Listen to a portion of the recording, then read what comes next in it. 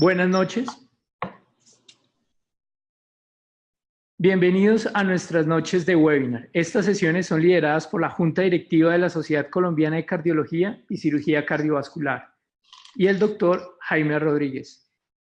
Esta noche, esta conferencia virtual es con apoyo del laboratorio AstraZeneca.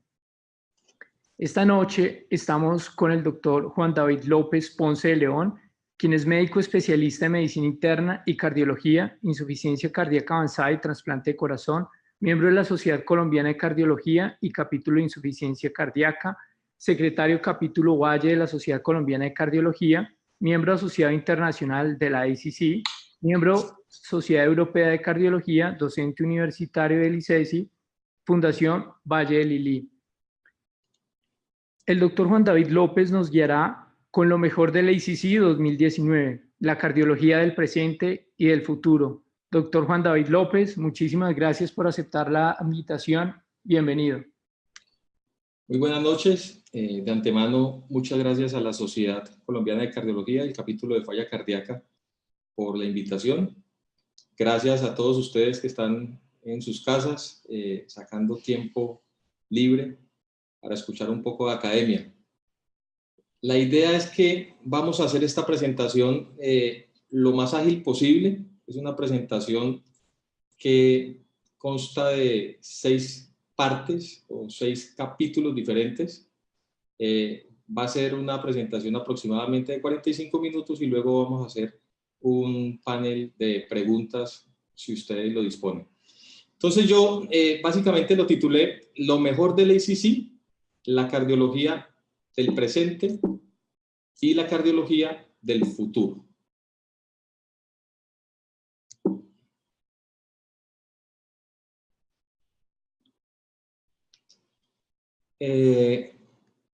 Para comenzar, voy a hacer un background de lo que ha sucedido en los últimos 2 años en los ACC. En el 2017 tuvimos 2 estudios que fueron impactantes, que fue el estudio del levoleucumab en pacientes con un nuevo target terapéutico para pacientes de muy alto riesgo cardiovascular con un inhibidor de la PCSK2. Y al mismo tiempo encontramos pacientes con un estudio para enfermedad tromboembólica venosa, que era rivaroxaban versus aspirina.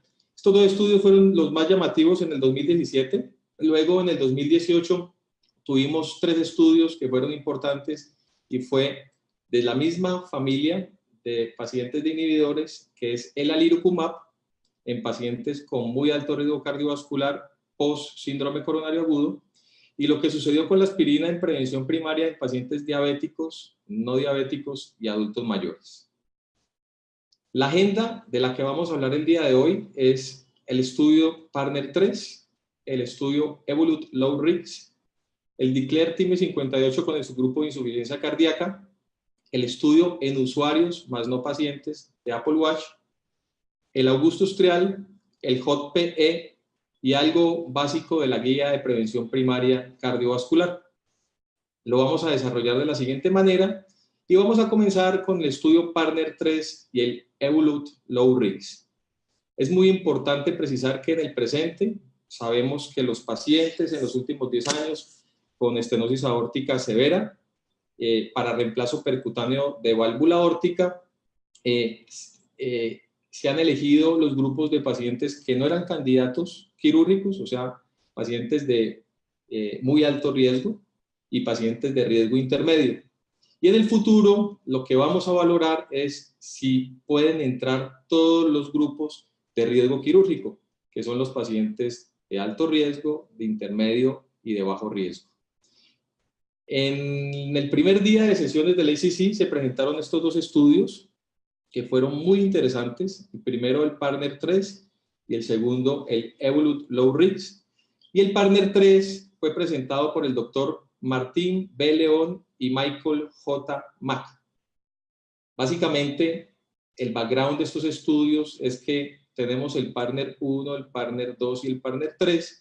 El Partner 1B fue en pacientes de riesgo extremo o inoperables. el partner 1A fue en pacientes de alto riesgo y el partner 2A fue en pacientes de riesgo intermedio. Esos 3 estudios de alguna manera demostraron que los pacientes se podrían beneficiar de tratamiento endovascular en la estenosis aórtica severa versus procedimiento quirúrgico. No teníamos evidencia en el grupo de bajo riesgo. Por eso llega este estudio que se llama el Partner 3, que es básicamente con un tipo de endoprótesis, que es la Sapien, de un laboratorio que se llama Edwards. Y en el tiempo, lo que hemos visto con los diferentes partners en los últimos 10 años, es que ha ido mejorando la tecnología y esa tecnología se ha ido adaptando a lo que necesitan nuestros pacientes. Este estudio fue un estudio diseñado para pacientes con estenosis aórtica severa sintomática, de bajo riesgo quirúrgico, con un STS score de 4, randomizado el grupo A1, los pacientes que van a TAVI o pacientes que van a cirugía con válvula bioprotésica. Se hicieron seguimientos a los 30 días, a los 6 meses, al año, y se va a hacer seguimiento anual por 10 años. Actualmente, el endpoint primario era el compuesto por todas las causas de mortalidad, stroke, rehospitalización cardiovascular al primer año. Fueron 1.520 pacientes con estenosis aórtica severa que fueron estudiados entre el 2016 y el 2017, 71 centros de Estados Unidos, Canadá, Japón, y básicamente cuando iniciaron el estudio de enrolamiento, fueron excluidos de entrada 520 pacientes, básicamente por criterios anatómicos, clínicos o otro tipo de exclusiones. Y al final, cuando se hizo el protocolo por intención a tratar, quedaron aproximadamente en el grupo de TAVI 496 y en el grupo quirúrgico 454. Los criterios de inclusión es lo que nosotros conocemos en las guías internacionales con la definición de estenosis aórtica severa. Básicamente son pacientes que tienen áreas menor de 1 centímetro o indexadas menor de 0.6, con un jet de velocidad mayor de 4 metros sobre segundo o gradientes medios mayores de 40, mayor de clase funcional NIHA 2, o que tuvieran un test de estrés con el ejercicio donde hubiera disminución de la tensión arterial o compromiso en el estado funcional o algún tipo de arritmia, y en pacientes que son asintomáticos y que tienen fracción de eyección menor del 50%. Y al mismo tiempo que cumplieran el criterio de bajo riesgo quirúrgico, estaba determinado por el grupo cardiológico integral, el STS score menor de 4, y el grupo que revisaba los casos en cuanto a los criterios de inclusión. Los criterios de exclusión eran anatómicos y aquí solamente quiero hacer énfasis en que no entraban pacientes con válvula aórtica bicúspide, con insuficiencias aórticas o mitrales severas, con fracción de eyección menor del 30%, con calcificaciones severas en la válvula aórtica, con enfermedad coronaria compleja, con SYNTAX score mayor de 32, y dentro de los criterios clínicos, pacientes que no hubieran tenido síndrome coronario agudo en el último mes, stroke o TIA en los últimos 90 días, enfermedad renal crónica con tasas de filtración menor de 30, o que tuvieran algún signo de fragilidad. La tabla 1 de este estudio es algo muy llamativo. Cuando comparamos Partner 1, Partner 2 versus Partner 3, sabemos que la población es una población menos enferma, el promedio de edad fue 73 años, el STS score promedio fue de 1.9, los pacientes que tenían clase funcional NIHA 3 o 4 fueron 31% en el grupo de TAVI y 23% en el grupo quirúrgico, y los pacientes que tenían enfermedad coronaria estaban cercanos a 1/3 de la población, con antecedentes de cirugía de revascularización miocárdica, 3% en el grupo de TAVI versus 1.8% en el grupo quirúrgico. Las comorbilidades, a pesar de que eran pacientes menos enfermos que los pacientes de los estudios anteriores. Cuando miramos variables, hay que significar que el paciente del grupo del TAVI tuvo menos días de estancia en la unidad de cuidados intensivos, un promedio de 2 días, menos días de estancia hospitalaria, promedio de 3 días, y definitivamente el gran porcentaje de los pacientes fueron dados del alta sin ningún tipo de complicaciones. El desenlace primario de estos pacientes buscaba no inferioridad y una P de superioridad. Cuando se mira el desenlace primario, que fue muerte, stroke o hospitalización al año, hubo una reducción del riesgo relativo del 46% en el objetivo compuesto primario, con una P de superioridad. En el desenlace primario y análisis de subgrupos, cuando vemos edad, género, STS score, fracción de eyección, clase funcional, fibrilación auricular y calidad de vida, vemos que se mantiene una tendencia al beneficio al favor de la TAVI sin diferencia en los subgrupos.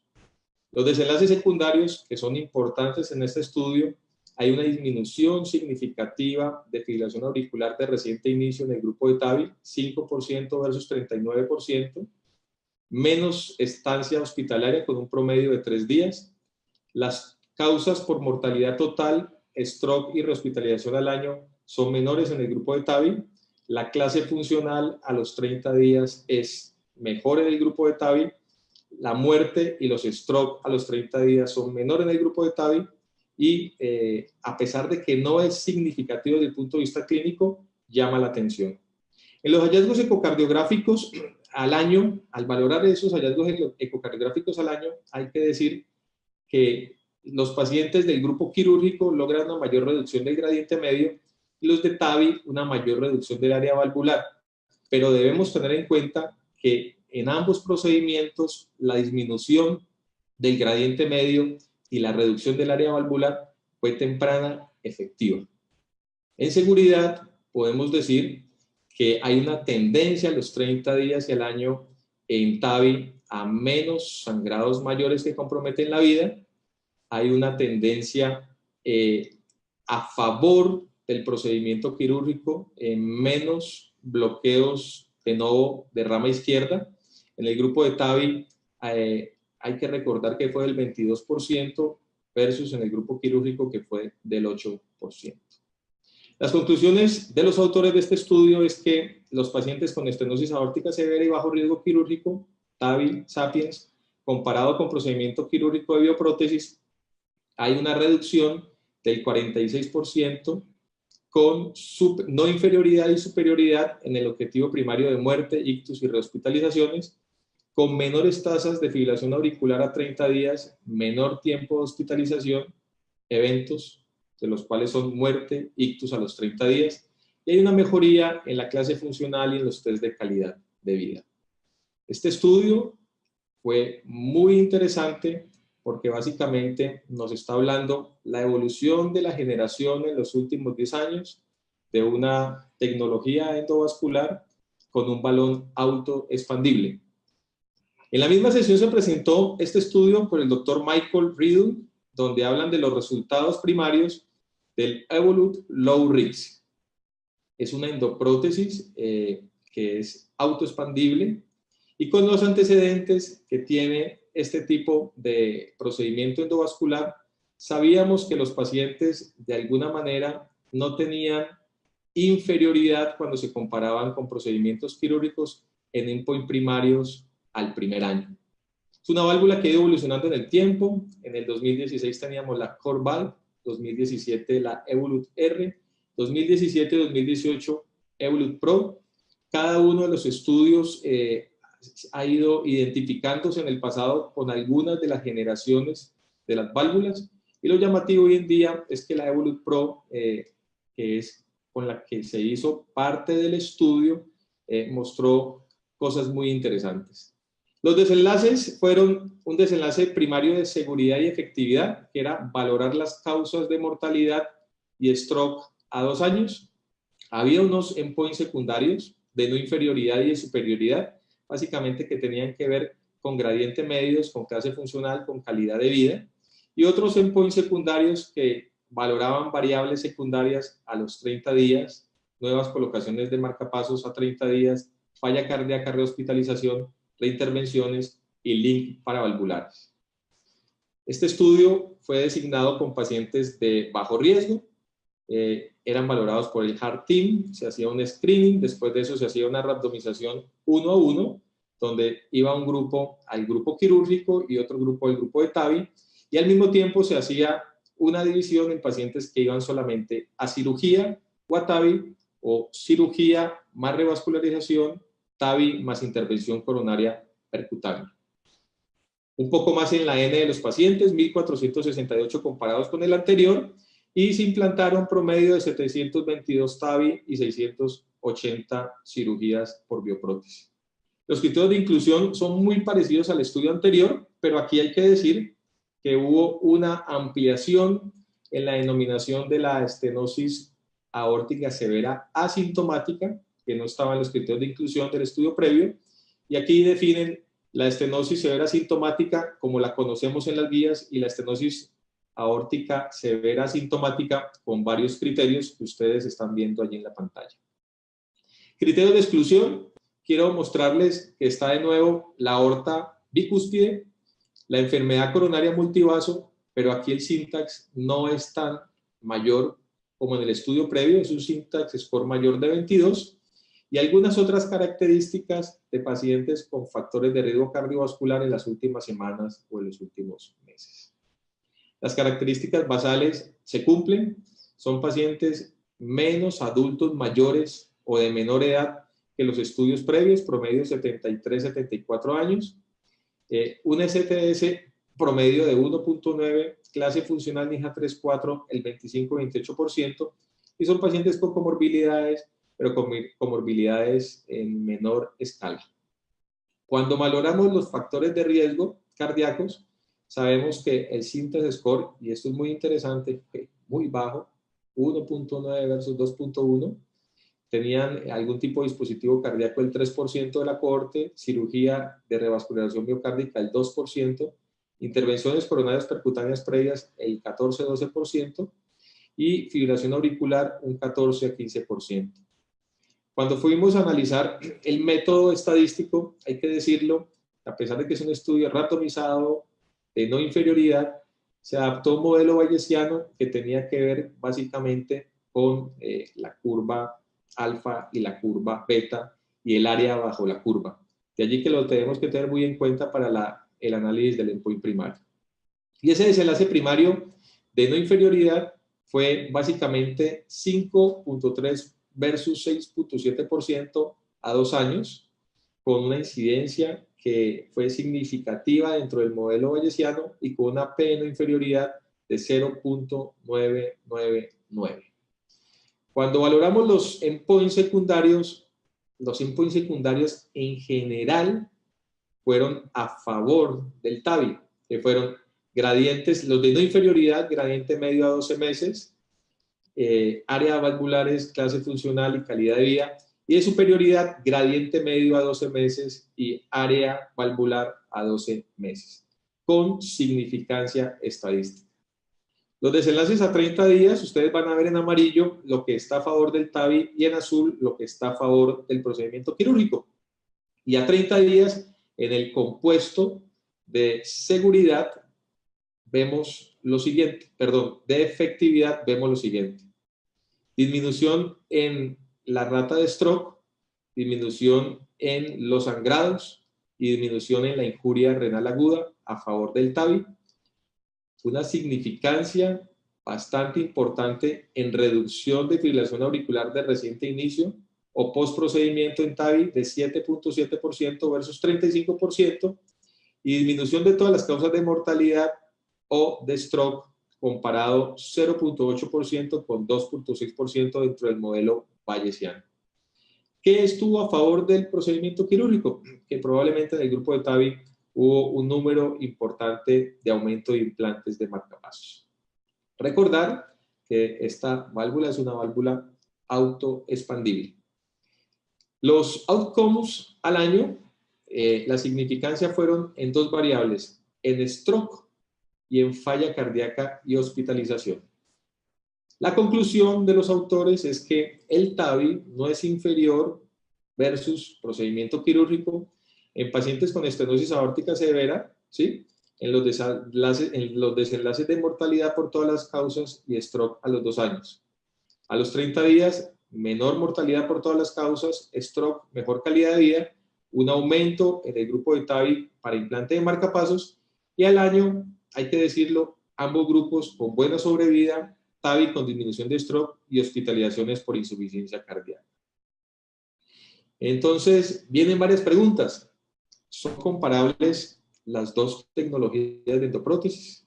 ¿Se pueden comparar los dos estudios? Fueron poblaciones con análisis diferentes. ¿Se consolidarán los resultados con un seguimiento a largo plazo? Tenemos un estudio a 1 año y un estudio a 2 años en pacientes de bajo riesgo. ¿Será que más adelante se necesitan estudios cabeza a cabeza? ¿Sí? ¿A quién le vamos a colocar un TAVI en estenosis aórtica severa de bajo riesgo? ¿Cualquier edad? ¿Qué sucede con la enfermedad coronaria? Esas son las discusiones que vienen adelante. Pero debo decir que al final de la presentación de estos dos estudios apareció el doctor Eugene Braunwald y básicamente le dio la bendición a estos dos estudios. En palabras propias dijo: los que estamos hoy en día en este auditorio tendremos que contarle a nuestros hijos y a nuestros nietos de lo que ha sucedido hoy acá. Es un cambio en el paradigma de la medicina cardiológica y del tratamiento endovascular de los pacientes con estenosis aórtica severa. Aquí una foto de la medicina del pasado, del presente y del futuro con el padre de la cardiología. Vamos para el tercer estudio, y es un estudio que me pareció muy interesante, que es el efecto en subanálisis de la dapaglifosina en diabetes mellitus tipo 2 e insuficiencia cardíaca. Es un subanálisis del estudio DECLARE TIMI 38.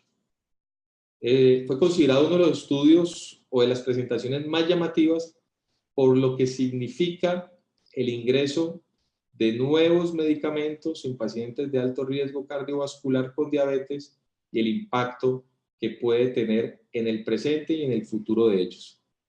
Hacer un recorderis que en diabetes mellitus tipo 2 en prevención secundaria en pacientes de muy alto riesgo cardiovascular, pues ya sabemos que tenemos que tener una serie de estrategias que van desde la modificación del estilo de vida hasta la aspirina en prevención secundaria, el uso de estatinas de acuerdo a las metas de LDL, el uso de IECA o ARA2 en pacientes hipertensos o con proteinurina manifiesta, y un control metabólico que debe ser estricto, pero que sabemos que al final de que el paciente tenga un control glucocéntrico, los pacientes siguen presentando puntos cardiovasculares de morbimortalidad muy elevados.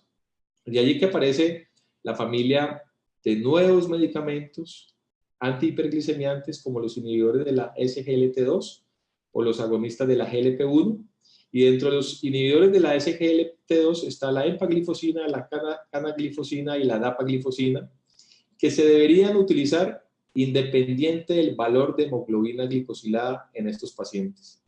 ¿Cuándo deberíamos considerar los inhibidores de la SGLT2 como primera opción? En reducción de MACE y muerte cardiovascular, en prevención de insuficiencia cardíaca, en prevención de aumentar el progreso de la falla renal crónica y en preferencia de tratamiento oral. No deberíamos considerarlo en pacientes con tasas de filtración menores de 30, infecciones micóticas genitales recurrentes, historia de cetoacidosis diabética y situaciones de déficit de insulina. Ahora bien, cuando evaluamos la evidencia clínica, sabemos que hay un beneficio claro versus placebo en el compuesto de MACE, en el compuesto de mortalidad, en la historia de falla cardíaca y en el compuesto de progresión de enfermedad renal. Cuando uno va a valorar esta tabla, hay que valorarla no solamente con lo que sabemos de medicina basada en la evidencia, sino caracterizar cuáles son los estudios que tenemos allí. Y entonces podemos decir que el EMPA-REC tuvo un promedio de 6.964 pacientes, que fueron pacientes en prevención secundaria, el CANVAS un promedio de 10.142 en prevención secundaria, y el DECLARE, hay que decirlo, tuvo 60% en prevención primaria con múltiples factores de riesgo cardiovascular y 40% en prevención secundaria. De allí que a la hora de hacer comparaciones debemos individualizar desde el punto de vista epidemiológico. El presente. La diabetes mellitus tipo 2 es un factor de riesgo claro establecido para falla cardíaca desde el estadio A hasta el estadio D de la insuficiencia cardíaca y del continuum de la insuficiencia cardíaca. Este grupo de medicamentos han demostrado reducir la mortalidad cardiovascular y las hospitalizaciones por falla cardíaca, y la relación entre la fracción de eyección y el beneficio de estos medicamentos está por esclarecer. En el DECLARE TIMI 58 tenemos 17.160 pacientes que ya saben ustedes que están un grupo en prevención primaria, 60% con factores de riesgo, y un grupo en prevención secundaria, donde fueron randomizados a dapaglifosina 10 miligramos versus placebo.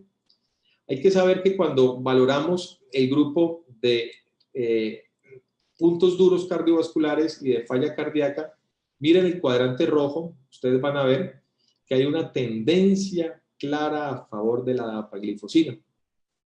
Y entonces el objetivo de este análisis fue un análisis preespecificado, planeado para examinar el beneficio clínico de la dapaglifosina en pacientes con insuficiencia cardíaca. De la N total de 17.160 pacientes, escogieron grupo pacientes con fracciones de eyección menores del 45% o pacientes que tenían más del 45% de fracción de eyección. De los pacientes que no tenían disfunción sistólica para los criterios del subanálisis, fueron 16.000 pacientes con 16.489 pacientes, y de esos no tenían historia de insuficiencia cardíaca 15.173. Había un porcentaje de pacientes que tenían fracción de eyección mayor del 45% y tenían historia de falla cardíaca, que eran 808, y otros que se desconocían, que eran 508 para una N total de 1.316 pacientes. Del grupo con fracción de eyección menor del 45% había 671 pacientes.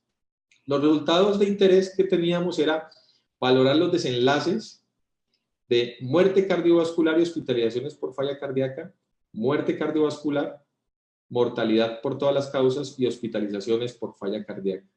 Al valorar ambos grupos, vemos la N en fracción de eyección menor del 45%, que fue de 671, con un promedio de edad de 63 años, y en el grupo que tenía no historia de insuficiencia cardíaca, pero que tenía fracciones de eyecciones mayores del 45%, había un total de 1.316 pacientes con un promedio de 65 años.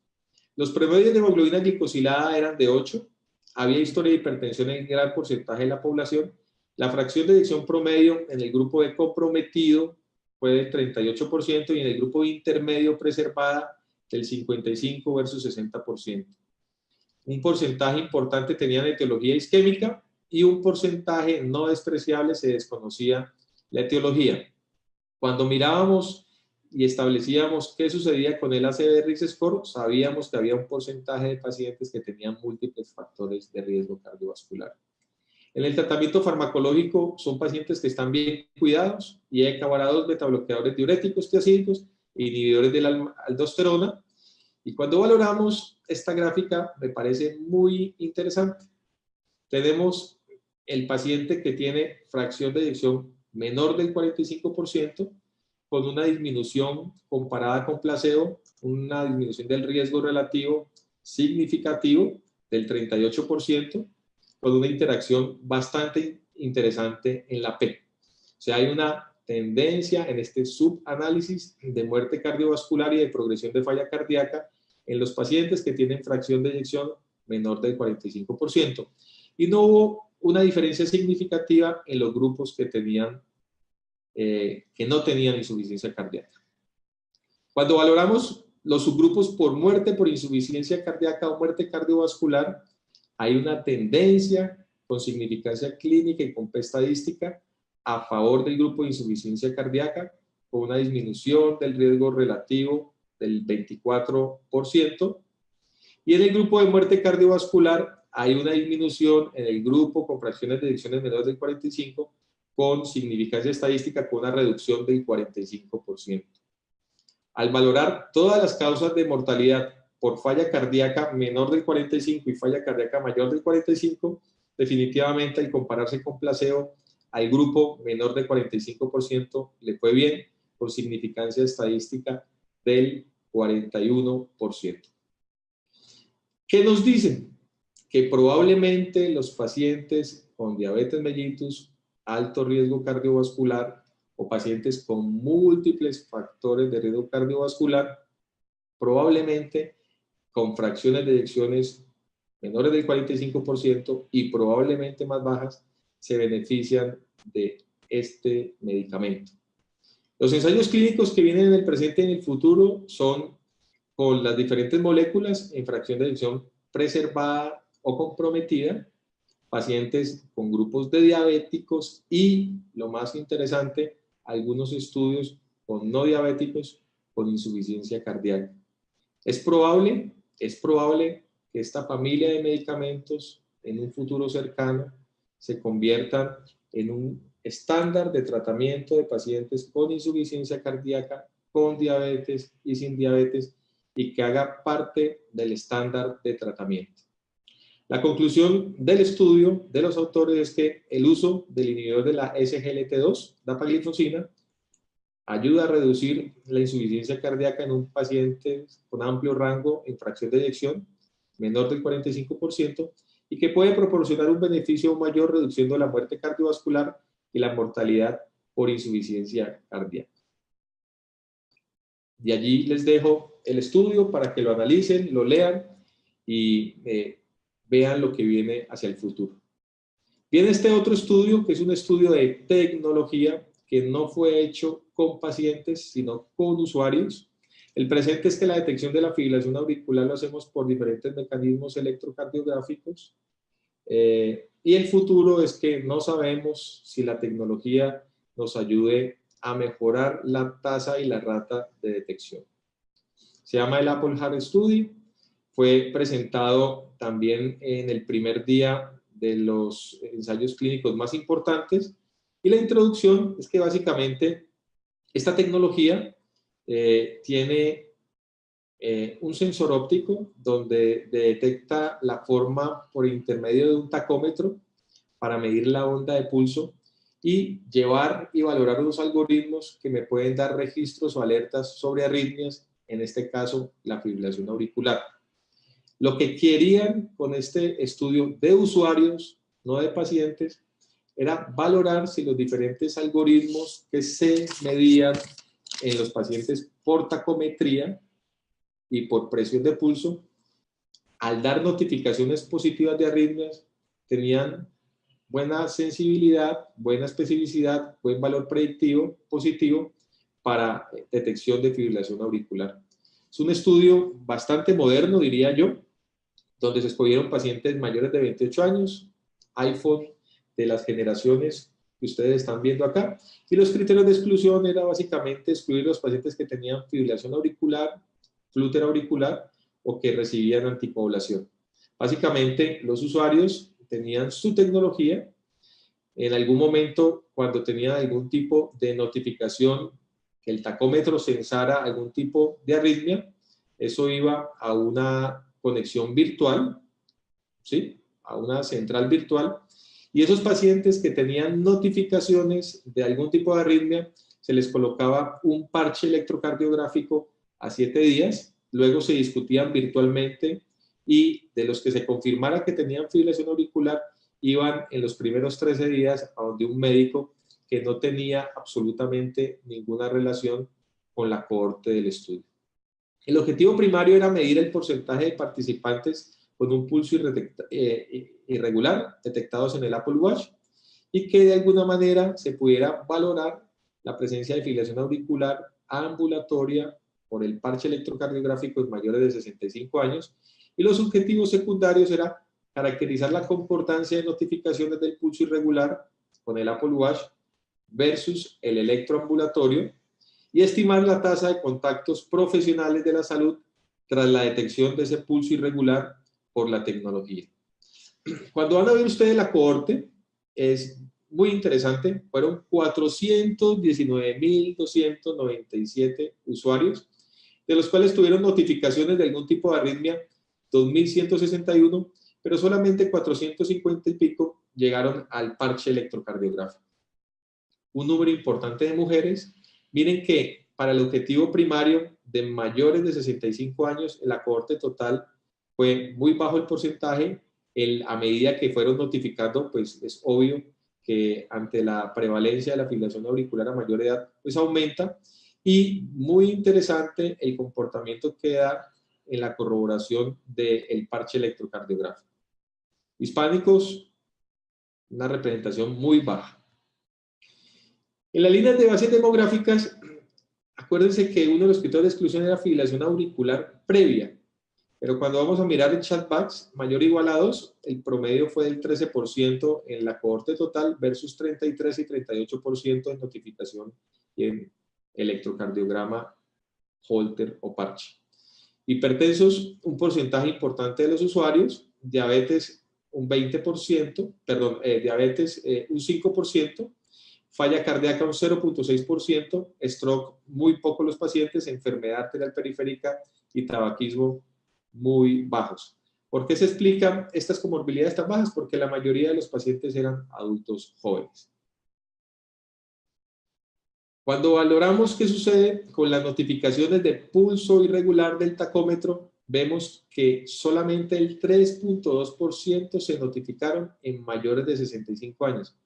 Y en toda la cohorte, solamente el 0.5% de los usuarios fueron notificados de alguna irregularidad en el pulso. Cuando fuimos a ver qué sucedía entre la correlación entre la notificación y el parche electrocardiográfico, fue muy llamativo que la cohorte mayor de 65 años, el 35% o solamente el 35% fueron confirmados como FA y la cohorte total el 34%. Son números que son significativos, pero que al mismo tiempo nos dicen, ojo, el 65% de las alarmas notificaciones pudieron ser falsas. ¿Qué viene interesante acá?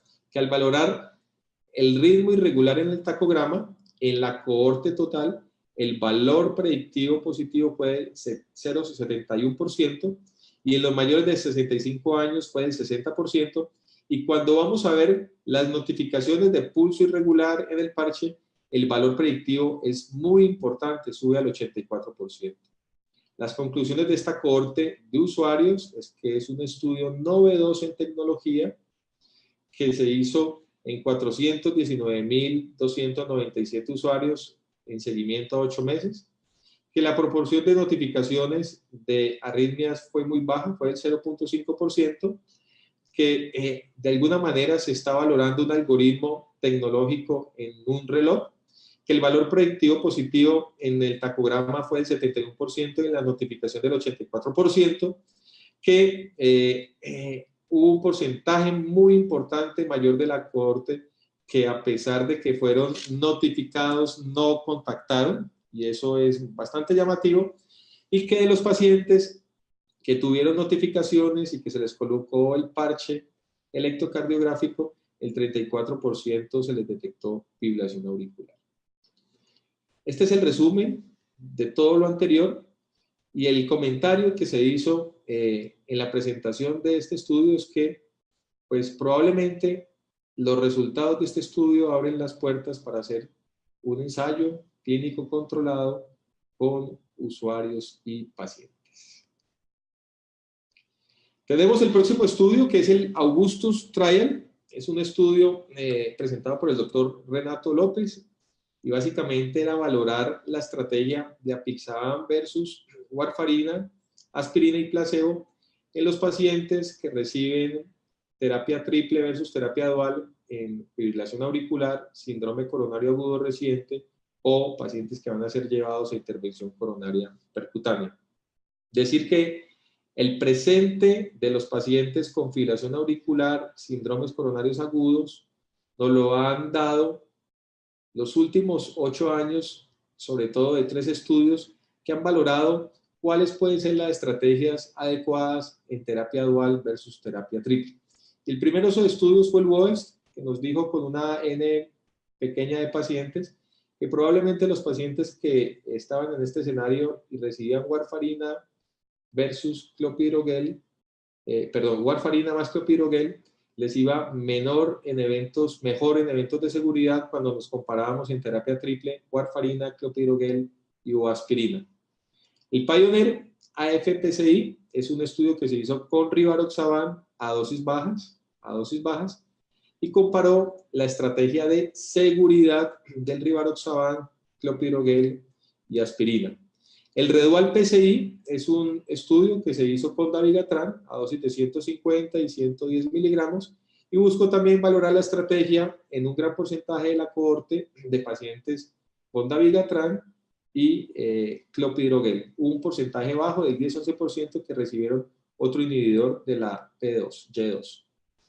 Este estudio nos mostró también que probablemente hay una tendencia a favor de la terapia dual en seguridad y que no había inferioridad en eventos isquémicos, ya sea por la FA o por la enfermedad cardíaca de base. De allí que el que nos faltaba en esta cohorte era la apixaban, donde no habíamos valorado a los pacientes con fibrilación auricular y con doble antiagregación. Y además, algo muy llamativo, no había datos de efecto independiente de lo que sucedía con la aspirina en esta población. Un estudio grandísimo, participaron una infinidad de países. Destacar que en Colombia tuvimos 8 pacientes enrolados en el Augustus, y este estudio tiene un diseño desde el punto de vista epidemiológico muy peculiar. Fueron una N de 4.600 pacientes con unos criterios de inclusión de fibrilación auricular conocida, decisión de anticoagulación, historia de síndrome coronario agudo o intervención coronaria percutánea, y que fueran planificados para ir a terapia de antiagregación por lo menos más de 6 meses. Los de exclusión, los que ustedes ven aquí al lado derecho, y este estudio tuvo un diseño factorial 2x2, que es bastante interesante y significa que hubo un brazo de apixaban 5 miligramos cada 12 horas versus warfarina, o apixaban en los pacientes que se ajustaban de acuerdo a los criterios de ajuste de apixaban, mayor de 80 años, menor de 60 kilos, creatina de 1,5, 2 de los 3, y todos estos pacientes en este brazo abierto recibían clopidogrel. De allí el estudio se cegaba y iba a 2 brazos, que era un paciente que estaba, me explico fácilmente, apixaban clopidogrel aspirina o apixaban clopidogrel y placebo, terapia triple versus terapia dual. Lo mismo sucedió en el brazo de la warfarina. El outcome primario era mirar sangrados mayores, ¿sí? El outcome secundario era mirar muerte, hospitalización y muerte, eventos isquémicos. Dentro de ese desenlace primario, los criterios de sangrado mayor del ISTH, que son los que llevan a muerte, que están en un órgano crítico, que pacientes que tienen disminución de hemoglobina mayor de 2 gramos por decilitro o que requieren transfusión mayor de 2 unidades de glóbulos rojos. Y los sangrados clínicamente relevantes no mayores son los que resultan en hospitalización, requieren terapia quirúrgica o médica, evaluación e intervención, y que requieren algún tipo de intervenciones adicionales. Desenlace secundario, muerte o hospitalización, muerte o eventos isquémicos, dentro de los cuales está el stroke, el infarto de miocardio, la trombosis del stent definitiva probable y la revascularización urgente. El análisis estadístico fue muy interesante en ambos brazos, apixaban versus warfarina, placebo versus aspirina, porque tenía valoraciones de no inferioridad, superioridad, de acuerdo a los eventos, y eso lo hace epidemiológicamente muy especial. Cuando vemos el diagrama CONSORT, vemos el número de pacientes en apixaban, 2.306 versus 2.308 en warfarina, aspirina 2.307 versus placebo 2.307. Características basales, edad promedio de los pacientes 70 años, y algo muy interesante, promedio de Chatbacks de 3.9, Hasbled de 2.9, antecedente de uso previo de anticoagulantes casi la mitad de la cohorte, y el 92.6% utilizaban clopidogrel. Y estas 3 gráficas quiero que las miremos con detenimiento, porque cuando vamos a mirar el evento de incidencia acumulado primario de warfarina versus apixaban, tenemos 3 datos que dar. 1, hay una P de 0.001 de no inferioridad, con una P de 0.001 para superioridad, con una disminución del riesgo relativo cercano al 31%, una disminución del riesgo absoluto cuando se comparan ambas estrategias del 4.2% y con un NNT de 24. ¿Qué me dice esta gráfica? Que es más seguro tener terapia dual apixaban clopidogrel que warfarina clopidogrel. Cuando vamos a valorar qué sucede, me voy a ir primero a la gráfica inferior izquierda, qué sucede en el grupo de warfarina, aspirina, apixaban aspirina, warfarina placebo y apixaban con placebo, pues hay cosas muy llamativas, y es que básicamente hay una disminución del riesgo absoluto en la terapia dual de la apixaban, versus la terapia dual de Coumadin más aspirina del 11.4% con un número necesario a tratar de 9. Y cuando valoramos qué sucede con los eventos independientes de la aspirina versus placebo, hay algo más llamativo todavía. Si yo utilizo cualquiera de las estrategias que tiene el estudio y le agrego aspirina, de entrada, por cada 14 pacientes que yo trate con esa terapia triple con aspirina, uno me va a presentar un desenlace adverso. Y además de eso, hay un incremento del riesgo absoluto de 7.1%. Quiere decir que si ustedes cogen la curva inferior y hacen la suma del incremento de riesgo absoluto a los pacientes que están con aspirina, el porcentaje de sangrados mayores o sangrados no mayores relevantes va a ser muy importante. De allí que esta gráfica, desde el punto de vista epidemiológico, nos dice que hay un beneficio claro a favor de la terapia dual de apixaban y clopidogrel sin aspirina. En los desenlaces secundarios hay una tendencia que se mantiene a favor de la apixaban con una reducción del riesgo absoluto del 3.9%. Cuando vamos a ver los eventos acumulados, hay una tendencia a favor del grupo de la terapia dual con apixaban, aunque aquí las curvas se estrechan mucho más. Y miren que hay que tener muy claro qué sucede con los eventos acumulados y la aspirina. Y cuando vemos lo que sucede en la curva de aspirina y placebo, las diferencias son muy escasas. Los desenlaces de isquemia, pues ya sabíamos que los anticoagulantes orales disminuyen la rata de stroke.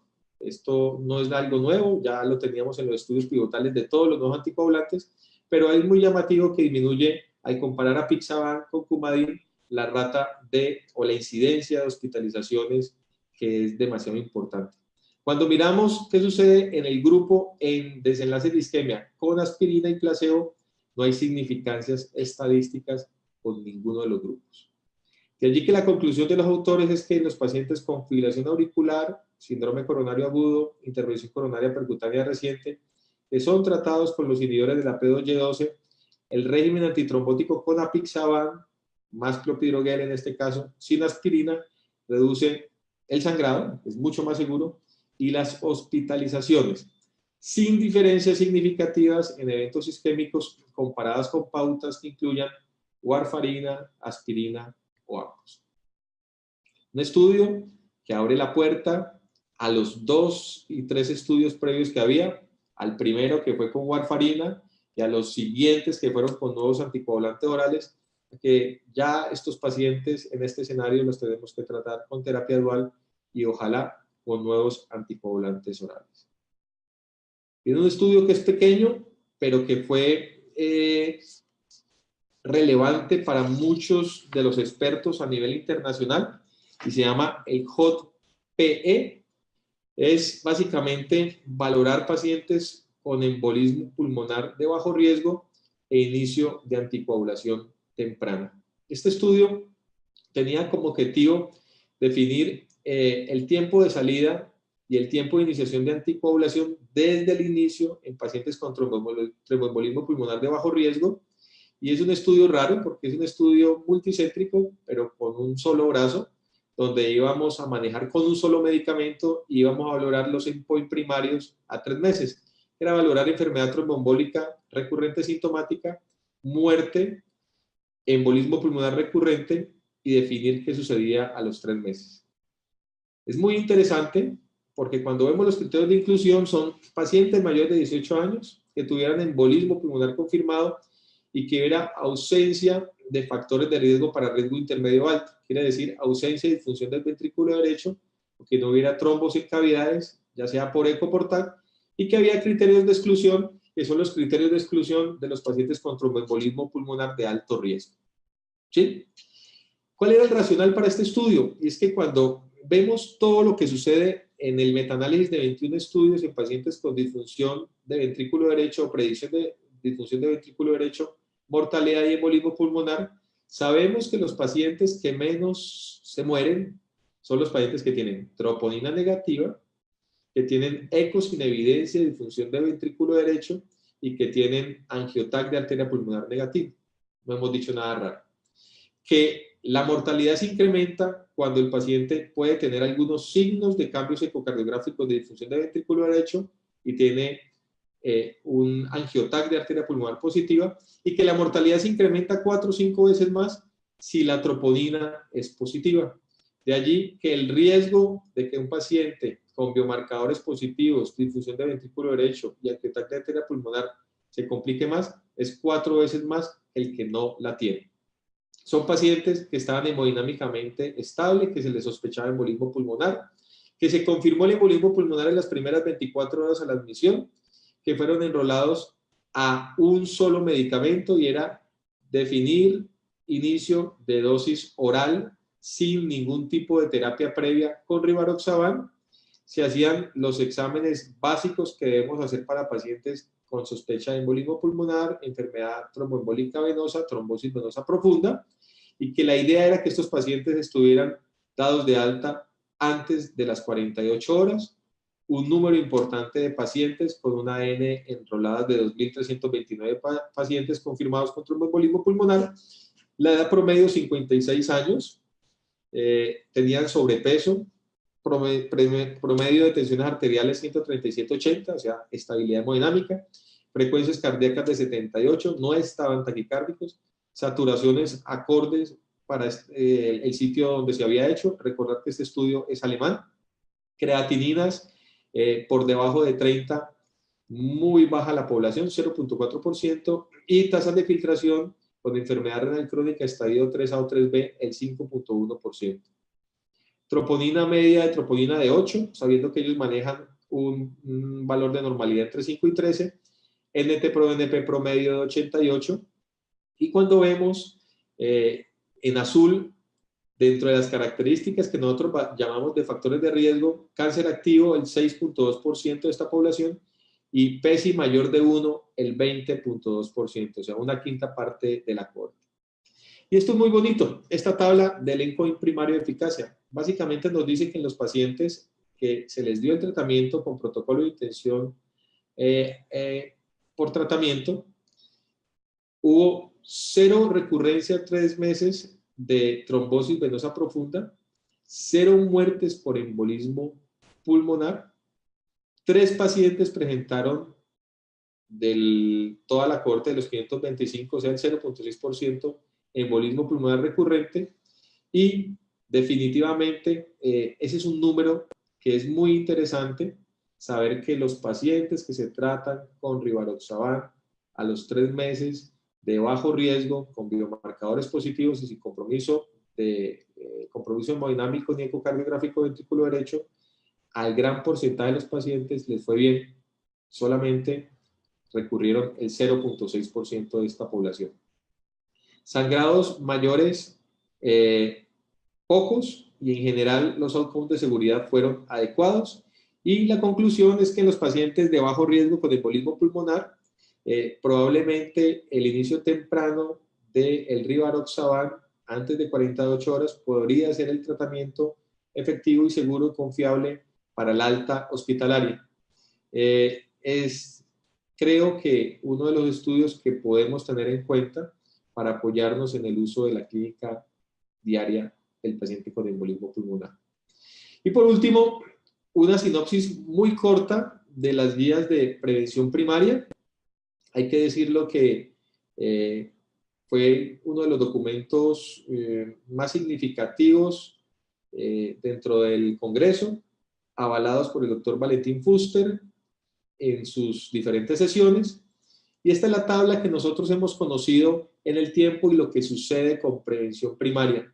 Básicamente saber que la prevención primaria, ellos definen que tenemos que clasificar muy bien el grupo de edad para definir intervenciones, que lo primero que tenemos que tener en cuenta es que lo que manda antes del tratamiento o intervención farmacológica son los estilos de vida saludable y las intervenciones de estilo de vida saludable, que los pacientes con entre 40 y 75 años que no tienen diabetes, debemos valorar los niveles de LDL que nosotros ya conocíamos y de acuerdo a eso debe haber una discusión entre el paciente y el médico y el riesgo cardiovascular global que este paciente tenga 10 años, de acuerdo al score de ACVD-RIX score.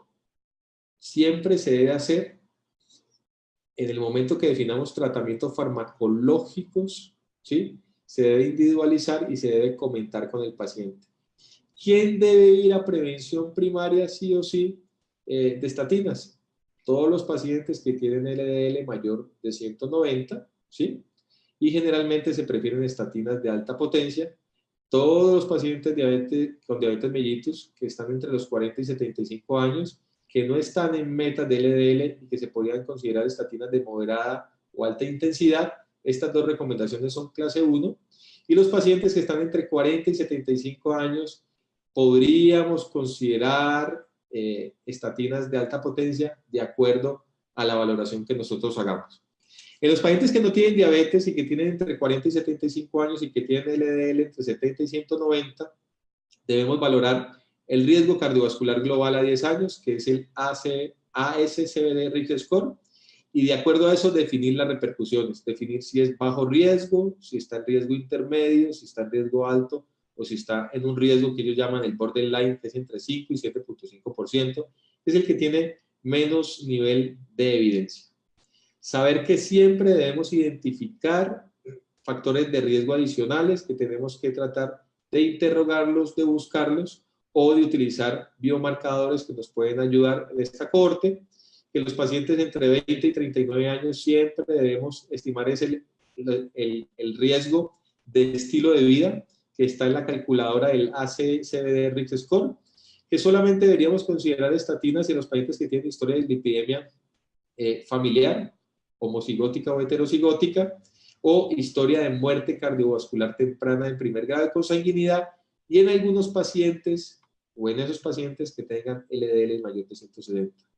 Entre los 0 y los 19 años es estilos de vida saludable y valorar si hay algún factor de riesgo para dislipidemias heterocigóticas.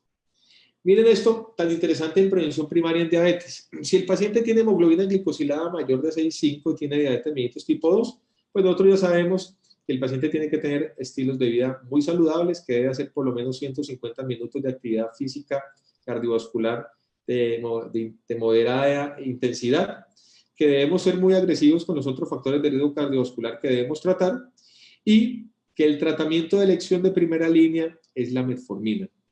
Es la terapia que ha probado con un nivel de evidencia 2A que impacta en estos pacientes.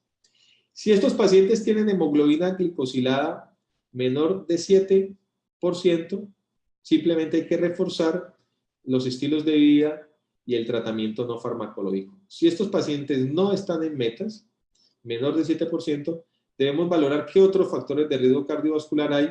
Y aquí aparece algo que me llama mucho la atención y que me parece bastante novedoso.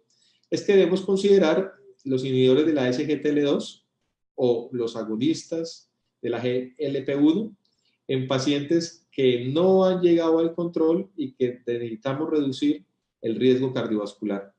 El nivel de evidencia es 2B, pero hay que decirlo que dentro de los estudios de los inhibidores de la SGLT2 debemos tener muy en cuenta el estudio de CLEAR, donde la población de prevención primaria fue del 60% y de prevención secundaria del 40%. En el EMPA-REC y en el CANVAS, el gran porcentaje de los pacientes fue en prevención secundaria. De allí que aquí hablamos en prevención primaria y ya por lo menos tenemos algún grado de recomendación. No es el mejor, pero ya lo debemos tener en segunda opción. Dentro de los mensajes grandes que deja esta guía es que, aunque suene cliché, la forma más importante de prevenir las enfermedades cardiovasculares, la progresión de la placa aterosclerótica, la insuficiencia cardíaca y la fibrilación auricular, es decirle al paciente la importancia de los estilos de vida saludables que son durante toda la vida. Los adultos entre 40 y 75 años de edad, evaluados para prevención primaria, deben someterse primero a la estimación del riesgo cardiovascular a 10 años, como ya se los expliqué, y se debe tener siempre una discusión del riesgo entre el médico y el paciente antes de comenzar con la terapia farmacológica, como la terapia antihipertensiva, estatinas y o aspirinas. Para los adultos con diabetes mellitus tipo 2, los cambios en el hábito de vida son importantísimos y cruciales. Si se indica medicación, la metformina es de primera línea, pero cuando no estamos en metas de hemoglobina glicosilada, sobre todo mayor de 7, podríamos tener como segunda opción los inhibidores del cotransportador sodio-glucosa o los agonistas del receptor del péptido 1. La aspirina en prevención primaria, con los estudios que están saliendo en los últimos 3 años, se debe usar cada vez con poca frecuencia en todos los grupos de rutina, y no se debe utilizar en los pacientes mayores de 70 años, ya que no hay evidencia en beneficio clínico neto. Creo que esta guía en prevención primaria le da de baja la aspirina y deja unos grupos muy pequeños en los cuales se podría utilizar. La historia de la cardiología del presente y el futuro se da en el día a día. Estos fueron algunos de los estudios más importantes del ACC 2019, pero les puedo decir que este ACC estuvo nutrido de múltiples estudios que nos están dando paso a nueva evidencia clínica y a nuevas opciones terapéuticas. Les recomiendo, para cuando tengan tiempo, leer los estudios, el estudio Infinity, por ejemplo, en pacientes con hipertensión arterial, adultos mayores de 75 años y metas de tensión arterial sistólica de 140 versus 150.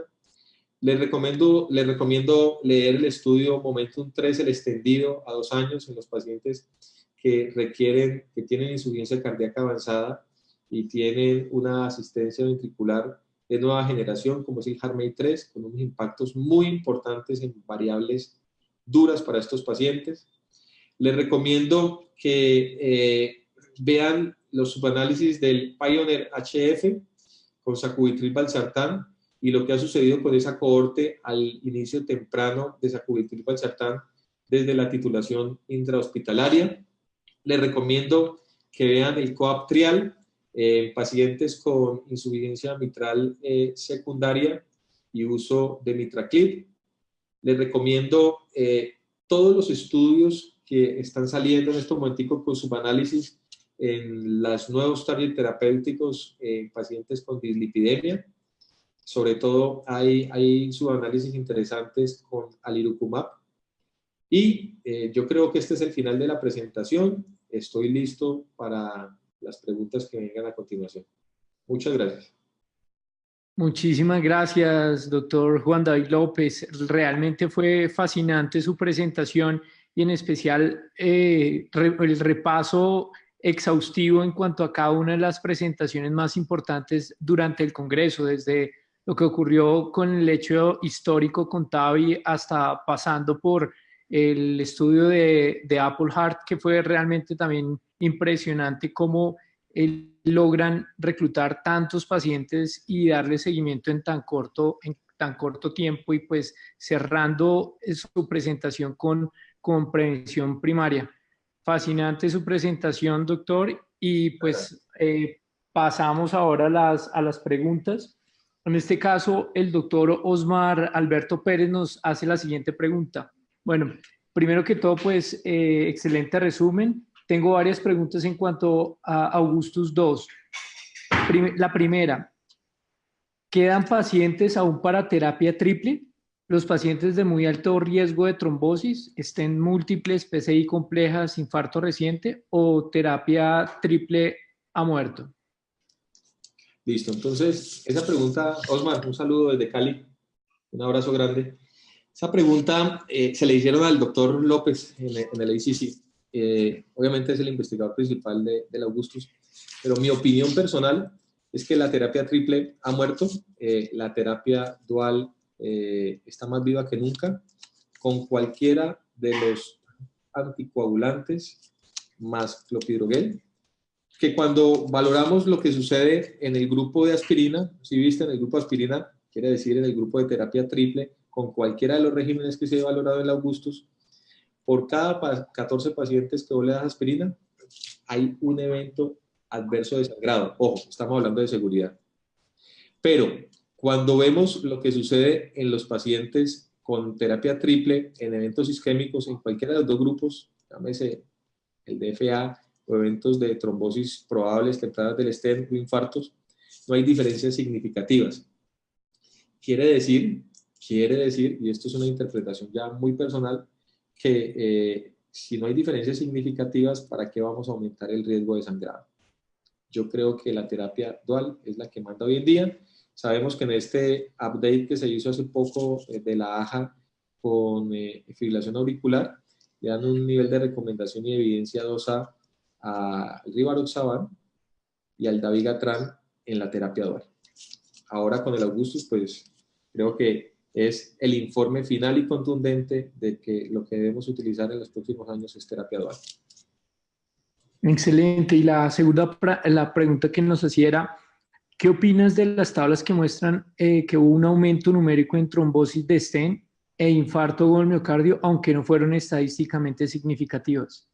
Sí, la verdad, eso es lo que, a ver, es lo que hemos visto en los estudios previos de los nuevos anticoagulantes. Cuando uno valora el estudio de rivaroxaban, vemos que es un estudio de seguridad y donde se utilizaron unas dosis bajas de la dosis anticoagulante del rivaroxaban sin impacto en la parte de eventos isquémicos. Cuando valoramos el estudio del redual PCI con dabigatran, ahí podemos discutir muchas cosas. Algunos dicen que a la dosis de 150 miligramos hubo seguridad y eficacia, y otros dicen que a la dosis de 110 miligramos, definitivamente, a pesar de que no fue estadísticamente significativo, hubo un aumento en incidencia de eventos isquémicos.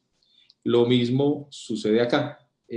Aquí, a pesar de que no es significativo desde el punto estadístico, nos muestra que probablemente de manera temprana puede haber algo allí, pero que al final el beneficio clínico neto está a favor de la seguridad con algo de eficacia.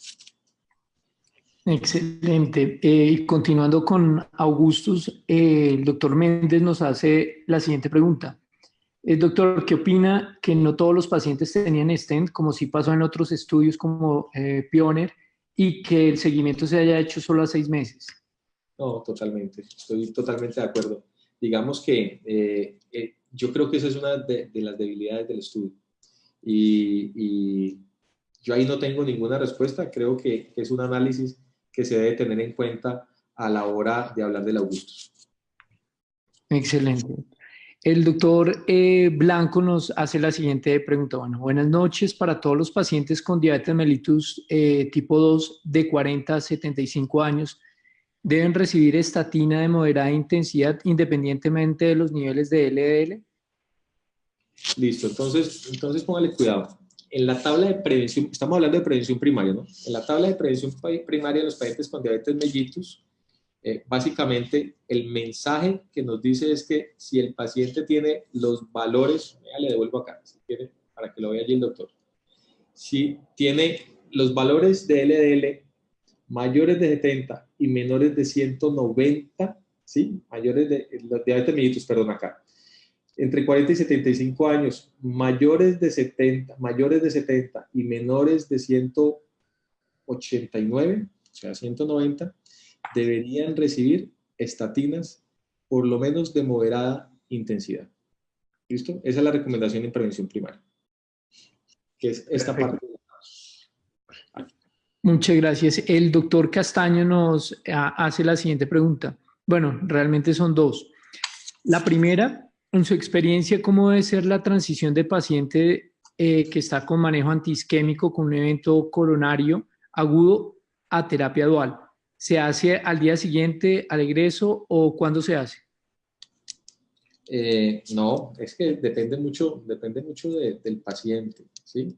Básicamente, hay que definir que los pacientes con síndrome coronario agudo, uno es el paciente con síndrome coronario con supradenivel del ST, que está probablemente con reperfusión temprana y que estuvo en un estado comprometido, y otros son los pacientes con síndrome coronario agudo sin elevación del ST, y los otros los que llevan intervención coronaria percutánea. Yo diría que de acuerdo a la estabilidad clínica del paciente, al tipo de intervención, si fue ambulatorio o si fue emergente, lo ideal es comenzar con la intervención muy temprana en estos pacientes. Y temprana quiere decir que debemos comenzar con la terapia dual lo más pronto posible. Yo recomiendo que siempre tenemos que hacer los scores de riesgo de sangrado de los pacientes en los pacientes con enfermedad coronaria, el score de riesgo de sangrado en los pacientes con fibrilación auricular y valorar muy bien el riesgo de trombosis temprana y tardía. Sabemos que hoy en día con los stents de tercera generación el riesgo de trombosis temprana e intermedia es mucho menor, entonces de acuerdo a eso define uno si la estrategia va de inicio temprano o hay que hacer algunas modificaciones en los primeros días intrahospitalarios. Excelente, doctor. Y el doctor Castaño, en esa misma línea, pregunta, si un paciente llega con triple terapia y con evento coronario agudo por restenosis del stent, ¿dejaría clopidogrel? Pues depende. Depende. Si yo tengo, le voy a responder al doctor, si yo tengo un paciente menor de 60 kilos, mayor de 80 años, complicado colocarle ticagrelol, ¿sí? Entonces hay que individualizar. Digamos que si yo tengo un paciente que lo tengo con aspirina, póngale cualquiera de los nuevos anticoagulantes orales, no quiero dar nombres para que no piensen que hay predicción por alguno de los tres, y con clopidogrel, lo primero que yo debo valorar es cómo es la anatomía coronaria del paciente, las condiciones anatómicas. Lo segundo que debo valorar es cuál es la adherencia que tiene el paciente a la terapia triple. Lo tercero que yo debo valorar es el paciente se beneficia después de la intervención de la estrategia farmacológica, ¿sí? Continuar con terapia triple o pasar a terapia dual. Entonces, yo diría que dentro de las estrategias uno buscaría un antiagregante que tenga una mayor potencia de adhesión a las plaquetas. Entonces, yo podría buscar que sea uno de los diferentes al clopidogrel, pero recuerden que el único estudio que tuvo un porcentaje ahí mínimo de pacientes con molécula diferente al clopidogrel fue el Redual PCI, que fue una cohorte de pacientes que recibieron ticagrelol, no recuerdo bien si fue el 10 o el 11%, ¿sí? Debo valorar que el paciente no tenga contraindicación para uso, por ejemplo, de algún otro medicamento antiagregante, que no lo he nombrado en este momento, y de acuerdo a eso, definir cuál va a ser la estrategia. Si me pregunta cuál es el anticoagulante ideal para terapia dual, yo no sería capaz de responder esa pregunta cabeza a cabeza. Sé que los tres ya hoy en día tienen estudios donde muestran que son seguros en la terapia dual y que por lo menos son no inferiores a la terapia triple en eventos de efectividad de isquemia. Excelente, doctor. Muchas gracias. La siguiente pregunta que nos hace el doctor Camilo Hernández es, ¿en qué pacientes dejaría el uso de aspirina como prevención primaria? Doctor, yo le respondo, yo no utilizaría por ahora en prevención primaria la aspirina nunca en pacientes de 70 años. Yo creo que debemos retirarla en los mayores de 70 años. Y entre los 40 y 70 años tendría que ser un paciente que es diabético, que tiene una carga de riesgo cardiovascular muy elevada, quiere decir múltiples factores de riesgo cardiovascular, múltiples, ¿sí? Con un ACV Risk Score bastante elevado, mayor del 20%, y que yo dentro de mis pesquisas he valorado que no tiene compromiso de órgano blanco subclínico. Solamente en ese paciente lo utilizaría. Y siempre, como decía, dialogando con el paciente y o con los familiares. Pero yo diría que hoy en día el porcentaje de pacientes que deberían recibir aspirina en prevención primaria entre los 40 y los 70 años es mínimo. Excelente, doctor, muchas gracias. El doctor Julio César Duque Medina, desde Argentina, nos pregunta, en TEP, el tiempo recomendado de anticoagulación y medicamento de primera línea. Listo, entonces nosotros tenemos que definir en tromboembolismo pulmonar. Las estrategias que hemos tenido siempre han sido las heparinas de bajo peso molecular, las heparinas sintéticas, las heparinas no fraccionadas, la warfarina y los nuevos anticoagulantes orales. Sabemos que si nosotros vamos a utilizar los nuevos anticoagulantes orales, hay unos anticoagulantes orales que no voy a dar el nombre, requieren un tratamiento previo con heparinas de bajo peso molecular, ¿sí? Y hay dos anticoagulantes de los tres que pueden iniciarse desde la fase inicial, ¿sí? El tratamiento oral. Hay que recordar que en el embolismo pulmonar depende del riesgo. Una cosa es el paciente de alto riesgo, y otra cosa es el paciente de riesgo intermedio y otra cosa es el paciente de bajo riesgo. El de alto riesgo, que es el que ha estado inestable hemodinámicamente, probablemente en las terapias iniciales esos pacientes reciben heparinas no fraccionadas o heparinas de bajo peso molecular y después se le hace el cambio a la terapia oral, llámese warfarina o llámese nuevos anticoagulantes orales. Hay que definir la etiología del tromboembolismo pulmonar. Si el paciente está dentro del grupo de que se beneficia de ecumarínicos o el paciente está en el grupo que se podría beneficiar claramente de los nuevos anticoagulantes orales. Los tres anticoagulantes orales que tenemos en Sudamérica tienen una evidencia muy clara en enfermedad tromboembólica venosa, en embolismo pulmonar y en enfermedad tromboembólica venosa recurrente. Ahora bien, cuando hablamos de este estudio que presenté el día de hoy, es muy llamativo porque tiene tres puntos grandes. Son pacientes con embolismo pulmonar de muy bajo riesgo, o sea, gente muy sana, no están taquicárdicos, gente generalmente no tan adultos en edad, que se inicia el rivaroxaban de manera temprana y que están dados de alta antes de las 48 horas, que no hay evidencia de disfunción del ventrículo derecho y que los biomarcadores son negativos. Nos da para decirle al médico y al paciente, oiga, esté tranquilo, usted es un muy bajo riesgo, se puede ir con tratamiento oral. Pero recuerda que entre los anticoagulantes orales, los tres tienen estrategia de inicio temprano. Hay uno que necesita heparina de bajo peso molecular por lo menos 5 a 7 días y los otros dos se podrían iniciar después de que el paciente clínicamente esté mejor y que los biomarcadores nos den la tranquilidad de que se puede ir con egreso a la casa. Excelente, doctor. Muchísimas gracias. Y ya vamos cerrando con las dos últimas preguntas. Desde redes sociales de Facebook nos pregunta Luis. Doctor, paciente con hipertensión arterial controlado con enfermedad coronaria hace 3 meses, con stent medicado, ¿debe continuar asa clopidogrel por 1 año o se cambiaría? ¿Asa clopidogrel por 1 año? ¿O se cambiaría? Sí, señor.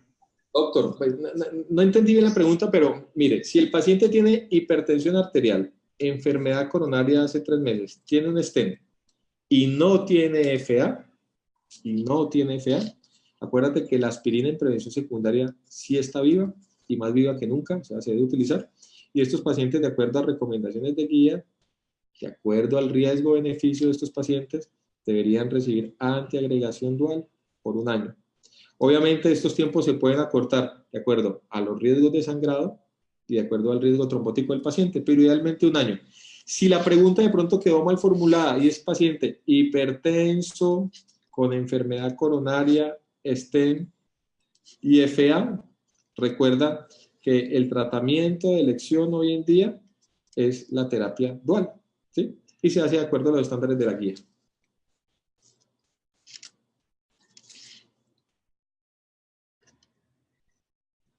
Aló.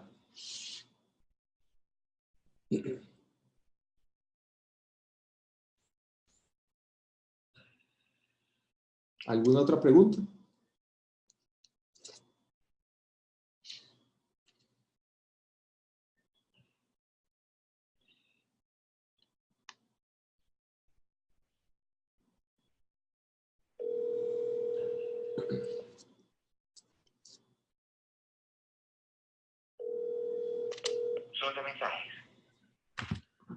Nick, ¿hay alguna otra pregunta? Sí, nos Perfecto. hacen nos hacen la siguiente pregunta. Sí. Te escucho, Nick.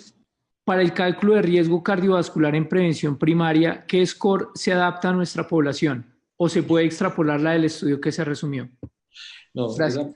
esa pregunta es muy buena. Ya hay una publicación de hace 2 años en la revista colombiana de cardiología, donde sabemos que los scores de riesgos cardiovasculares clásicos, el europeo y Framingham, están sobrevalorados o subvalorados para la población nuestra. La recomendación es hacer el Framingham modificado por 0.75, ¿sí? Entonces no deberíamos utilizar ni PROCAM, ni el SCORE, ni ninguno otro, a pesar de que en las diferentes poblaciones hay validaciones para población latinoamericana hispana. Sigue siendo recomendado que nosotros deberíamos hacer alguna modificación con la variable de 0.75 para Framingham en Colombia. Excelente, doctor. Y ya con la última. Perdón, aunque hay algo muy importante. En el consultorio, cuando uno tiene el paciente al frente, es de gran ayuda, a pesar de que uno sabe que el porcentaje de hispanos fue muy bajo, es de gran ayuda tener la APP del ASCVD RIX Score, que te ayuda a darte más o menos una imagen de lo que está sucediendo con ese paciente y su riesgo cardiovascular. ¿Listo? Excelente, muchas gracias por esa recomendación. Y ya una última pregunta. El doctor Pérez nos pregunta acerca del partner 3. ¿Le recomendaría Stavi a todos los pacientes bajo, intermedio y alto riesgo? ¿Es el fin de la cirugía? ¿Será costo efectivo? No, yo creo que esto es el inicio de un cambio en el paradigma. No le recomendaría TAVI a todos los pacientes con estenosis aórtica severa, número 1. 2, hoy en día no es costo efectivo. Y 3, hay que tener en cuenta que yo no debo pensar en un paciente en estenosis aórtica severa que tenga 30 años y aorta bicúspide o aorta tricúspide, en que probablemente hoy en día se nos beneficie de llevarlo a un procedimiento endovascular. ¿Sí? Pienso que estos estudios lo que nos están diciendo es que esto va a cambiar, se va a generalizar en los próximos 10 a 15 años, pero acuérdate que estos estudios, uno va a 1 año y el otro va a 2 años. El mensaje grande es que las endoprótesis llegaron para quedarse, no solamente en la aorta, sino probablemente en algunos otros sitios del corazón, y comenzamos con pacientes inoperables, ¿sí? Pasamos al paciente de alto riesgo y luego pasamos al paciente de riesgo intermedio. El riesgo intermedio a veces es no inferior. Hoy en día nosotros lo que tenemos que hacer es seguir los estándares de guías internacionales y seguir el estándar de modelo de lo que debemos hacer con los pacientes de acuerdo a sus factores de riesgo cardiovascular, de acuerdo a si hay presencia o coexistencia con enfermedad coronaria, de acuerdo a la edad del paciente y de acuerdo al riesgo quirúrgico. Excelente, doctor López. Y bueno, ya cerramos las preguntas en aras de que pues, nos pasamos con el tiempo y las preguntas que nos hicieron. Y nuevamente, doctor López, extenderle el agradecimiento, yo creo que de parte de todos por su magistral presentación y además que fue súper concisa con pues, parte de los estudios más importantes del ACC 2019. Doctor, muchísimas gracias pues de todas las personas que le estaban viendo de varios países de Latinoamérica y pues en especial de Colombia. No, muchas gracias por la invitación, Nick, por la forma como has organizado este webinar. Gracias a la sociedad colombiana y bueno, espero que de alguna manera podamos ayudar en la educación médica continuada. Muchas gracias. Muchas gracias. Buenas noches. Buenas noches.